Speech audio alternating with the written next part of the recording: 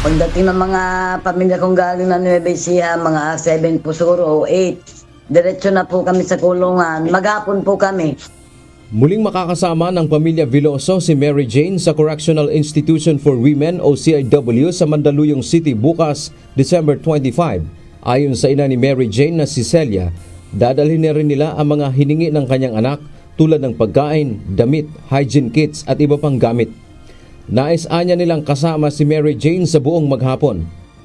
Bibigay ko lang po sa aking anak, akap at halik lang po. Yung po 4 na kapatid ni Mary Jane, 2 anak ni Mary Jane, kami ni tatay, saka po 5 yung kapatid ko, mga pamangkin po, saka apo. Hindi natupad ang hiling ng mga magulang ni Mary Jane na bigyan siya ng agarang executive clemency pagdating sa Pilipinas noong December 18 para hindi na ito mananatili sa correctional facility. Sa pahayag ng Pangulo, kailangan pang pag-aralan ng mga legal expert ang bagay na ito. Pero nanindigan naman ang kampo ni Veloso na biktima lamang si Mary Jane ng kanyang recruiter.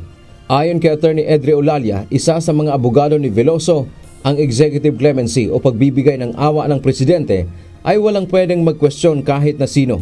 Ano bang oras, maaari itong ipagkakaloob ng Pangulo. Hindi na kailangan sinasabi ni Presidente. Sa katunayan, pwede nga niya unahan eh. Sa katunayan, pwede hindi dumaan doon sa proseso na yun kasi nga, absolute power niya yan bilang Chief Executive. Dagdag pa nito, wala ring kondisyon ang Indonesia nang pumayag na ibigay na sa Pilipinas ang kustudiya kay Veloso. Kung Good Conduct Time Allowance o GCTA naman anya ang ibibigay kay Veloso, ay masyadong matagal pa bago siya makalalaya. Kung tama ang aking pagkaunawa sa application ng GCTA, kailangan pang ma-serve niya ang minimum. Ang aking pagkaunawa, 20 years yata yun eh.